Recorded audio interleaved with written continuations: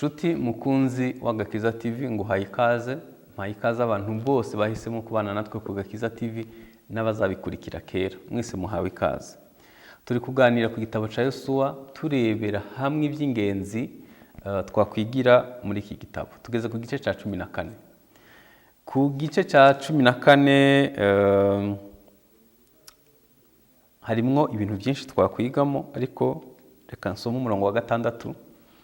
Haravuga ngo Abayuda bahera ko basanga Yosuwa i Gilugali, Kalebu mwene Yefune umukenazi, avuga ati ntuzice Uwiteka yatuvuzeho nge nawe, akabibwira Mose umuntu w'Imana turi Kadeshi y'i Baruneya.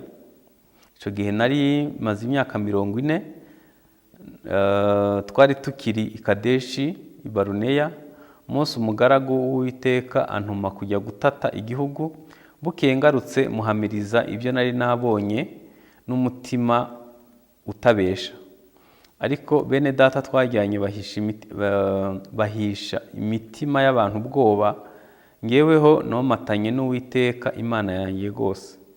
Maze uwo munsi Mose ararahira ati, nukuri igihugu wakandagiyemo kizaba gakondo yawe n'iy'abana bawe iteka ryose, kuko womatanye n'Uwiteka Imana yanjye gose. Nuko Kalebu arongera avuga ati, kandi dore Uwiteka yatumye mari imyaka 45 nk'uko yavuze, uhereye igihe Uwiteka yabibwiriye Mose, Abisirayeli bakizerera mu butayu. Hano muri iyi nkuru hari amagambo tugomba kwitaho. Hari inkuru y'abatasi. Abantu benshi bafatamwe ijambo rivuga ngo tuzabajya bwa mutsima. Ni ijambo ryavuzwe na Kalebu na Yosuwa. Mu batasi 12, babiri nibo bavuze inkuru nziza. Abandi bose bahishije imitima y'abantu b'Imana ubwoba, bateye Abisirayeli ubwoba, bituma bazenguruka imyaka 38 kugeza bose bapfuye, usibye abavukiye gusa mu butayu. Kalebu bamukoreye ikosa yarikorewe na Yosuwa, agabanya abandi bose waramwibagirwa. Igihe Kalebu avuga inkuru nziza, Mose yahise avuga ko Heburoni ari wo mugabane we, aho hantu hazaba gakondo ye n'abamukomokaho. Hanyuma Yosuwa aramwibagirwa. Iki gihe yaje kumwibutsa ko Imana yamuvuzeho kandi ko agifite imbaraga. Nagira ngo turebemo ibintu bibiri. Icambere, abantu benshi bafite amasezerano y'iby'Imana izakora. Ariko mu gice cyabanje twarebye ukuntu Yosuwa ashaje atarangiza guhindura Kanani. Kalebu we icyo gihe yari afite imyaka 40 Imana imusezeranira, none amaze imyaka 85. Yivuzeho ko agifite imbaraga nk'izo yari afite akiri muto. Muri Luka igice cya mbere haravuga ngo uwo mwana arakura, agwiza imbaraga z'umutima, aba mu butayu kugeza igihe yerekeweho Abisirayeli. Ayo magambo yavuzwe kuri Yohana avugwa no kuri Yesu. Mwari muzi ko igihe umuntu akura akagenda atakaza imbaraga z'umutima, akagenda asaza mu mwuka, atakaza imbaraga, ku buryo Heburoni yazagera igihe cyo kuyihabwa warashaje. Nta muntu mwibuka yaje kuri Dawidi yamubwiye ati, twarabanye ngomba kukugororera, wabanye nanjye nkakwitura. Amuga tumva sinkiryoheko. Ibyo wari kumpa ubiha umugaragu wanjye. Sincumbi indirimbo z'abakobwa baririmba neza ngo nishime, abaririmbye ntaco bimbwiye, sinkiryoherwa. Hari abantu Imana izasubiza batakiryoherwa, batacishimye, kavuga ati ubundi byaranatinze. Kandi gutinda ko si cyo kibazo. Ubusanzwe y'isezerano ritinze ririnda nyiraryo, kubera ko ntiwapfa icyo Imana avuze kitabaye. Ukuvuga ngo yibitindije ikongeye igihe cyo kurama. Mwese amasezerano yose asohoye wahitupfa. Niyo mpamvu amwe atinda kugira ngo biguhe igihe cyo kurama. Kandi hari n'amasezerano yambukiranya imipaka, yambukiranya ibinyejana, yambukiranya ibisekuru, akazaba kubazagukomokaho. Ntugashime ko ibintu byose birangirira kuri wewe. Hano icyo nashaka kuvuga ni iki. icyo nashaka kuvuga ni uko dukwiye kugumana imbaraga z'umutima. Nubwo umuntu wacu w'inyuma asaza, umuntu w'imbere akwiye guhinduka mushi uko bukeye. Karebu hano avuze ko Imana imuvuga yari afite imyaka 40, none afite imyaka 85 agifite imbaraga. Nagira ngo twibwize ukuri. Imbaraga zatuma ubyuka gusenga nijoro uracazigira. Imbaraga zatuma wiriza bikoroheye uracazigira. Imbaraga zatuma witanga ugakorera Imana uracazigira. Imbaraga zatuma wihangana uracazifite cyangwa zarashize. Imbaraga zatuma wumva ukundisha Imana umutima wose n'ubwenge n'imbaraga ziracahari. Za mbaraga zatuma usoma Bibiliya, ugasoma Bibiliya wumva bikuryoheye ziracahari. Imbaraga zatuma uririmbira Imana uracazigira. Za mbaraga zatuma witangira abandi uracazigira. Hari igihe umuntu uko akura ariko asaza akaba atagifite imbaraga z'umwuka wera. Ntushobora kurwana intambara utagifite imbaraga.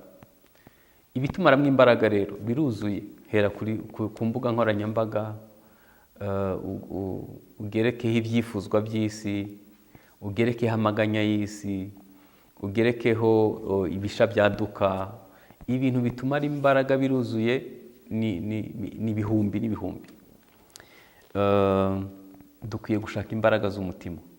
Dukwiye kugwiza imbaraga z'umutima. Ubutayu bwo buzakomeza kwiyongera kandi nta na garanti ko buzagabanuka. Ahubwo dukwiye kugwiza imbaraga zituma uzi ko abantu babiri banyura mu kintu kimwe.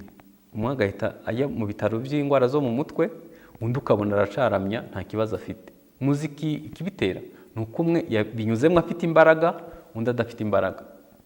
Noneho abasirikare b'isi mu gihe cy'amahoro nicyo gihe bagwiza imbaraga, bagura ibikoresho, bakora imyitozo iremereye nk'aho bagira ngo bazategwa ejo kandi nta ntambara ihari. Ni ko igisirikare cyubatse. Ariko twabarokore iyo turi mu mahoro nicyo gihe cyo kurangara nk'aho udatekereza ko uzategwa. Kandi iminsi igitungurana pe, iminsi iratungurana, ugatungurwa n'ibintu utari uzi ko bishoboka. Ushobora gutungurwa n'umubiri wigaragambije wagwaye, ushobora gutungurwa no gukena cyangwa gukira, ushobora gutungurwa n'ikirere cigaragambije. Ejo bundi hari uruzi rumwe rwishe abantu 140, tsunami n'ibindi biri kwica abantu. Ibyo byose biratungurana. Ejo hazaza ntabwo tuzi icyo hatubikiye, ariko dukwiye kubaka imbaraga z'umutima kugira ngo tuzahanyure twemye, tukiramya, tutaratandukanye n'Imana. Icya kabiri twarebera muri iki gice cya 14 ni ukuntu Heburoni hari hatuye Abanaki. Niho hari muri Edikota. Heburoni niho hantu heza cyane, ariko niho muri Edikota y'Abanaki. Niba ushaka ibyiza rero ukwiye kugwiza imbaraga zatuma utsinda Abanaki. Ukwiye kugwiza imbaraga zatuma wigarurira Heburoni ikaba gakondo yawe. Iyo nubona umuntu afite umugisha ntukifuze gusa umugisha afite, ahubwo ujye wibaza ngo yawugezeho ate, nibiki yihanganiye, nibiki yatsinze kugira ngo ageraho. Abantu benshi bifuza kubwiriza nka runaka, bashaka kwamamara nka runaka, bashaka imigisha nk'iya barunaka, ariko bayigezeho bate? Ni Heburoni yabanje gutsinda kugira ngo ageraho. Ni ukuvuga ngo niba wifuza rero ibye, uzaba wifuje no kugwana n'Abanaki ba Heburoni, kuko Heburoni ntabwo si urugo rudafite ba nyirago. Niho hantu hasigaye Abanaki. Ibintu byiza byose biva mu ntambara iremereye. Iyo urebye diyama ahantu bayicukura ni kure. Iyo urebye zahabu aho iva naho ni kure. Iyo urebye amasaro y'icubahiro ava muri yose muri metero nk'ibihumbi 2000. Diyama iva mu birometero byinshi by'ubujyakuzimu. Ibintu byiza byose birahenda. Niyo mpamvu Bibiliya ivuga ngo hahigwa uwihanganira ibimugerageza, kuko namara kwemerwa azambikwa ikamba. Niba ushaka ibintu byiza ni wige kujya kure mu Mana.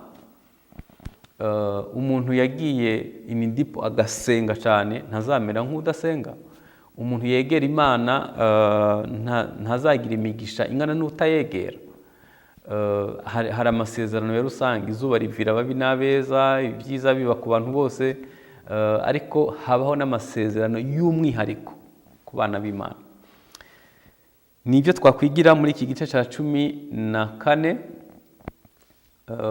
Birashoboka ko ufite amasezerano ameze nk'aho yibagiranye, ariko uko uzakomeza kwegera Imana, uruta Yosuwa ari hano ni Yesu umwana w'Imana, uko uzakomeza kumwegera azaguha gakondo yawe. Ariko nanone ugomba kuba witeguye, urwana intambara nziza, ugifite imbaraga z'umutima. Reka dusenge.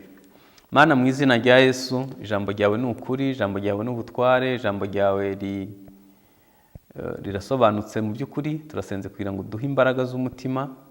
Heburoni yacu uzayitugezamo nyuma yo gutsinda Abanaki bahari, kandi amasezerano yawe ni ukuri. Hari abantu batazi ko kubigeraho nyine binyura muri iyo nzira. Ndasenze nabo kugira ngo bahindure imyumvire, wambike imbaraga z'umutima, ubuntu bwawe bugwire, ushigwe hejuru kuko nta kikunanira, mu izina rya Kristo Yesu, amen. Nkwifurije kurwana intambara nziza, nkwifurije kwigarurira Heburoni, nkwifurije kuzagira umugisha uva mu kubana n'Imana no kugirirwa neza n'Imana. Niba utarakanda sabone ubikore kugira ngo ubone notification y'ibindi biganiro dukora byinshi. Si inyigisho gusa z'ijambo ry'Imana, harimo inyigisho z'urubyiruko, abubatsi ingo, isanamitima n'ibindi. Uhawe ikaze. Nanone wibuke gusangiza abandi ibyo wiga, ariko igikomeye no kubihuza n'ubuzima bwa buri munsi. Wifuza gushigikira uyu murimo, uhawe ikaze. Uyu murimo ukogwa kubw'ubufatanye bwa twese. Shalom.